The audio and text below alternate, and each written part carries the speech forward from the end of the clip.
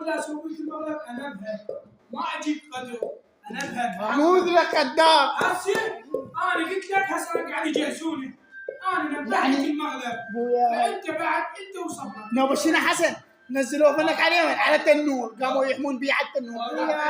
زياد يحرق حرق. انت شايف المسلسل الكهنه من تبع زياد على جنود ابن حوتم ما شو اسمه على هذا المغرب بعد ما يصور ما هو احتمال وبلا زياد الاسود يصير بقسطه يصير بلغوده ما شاء الله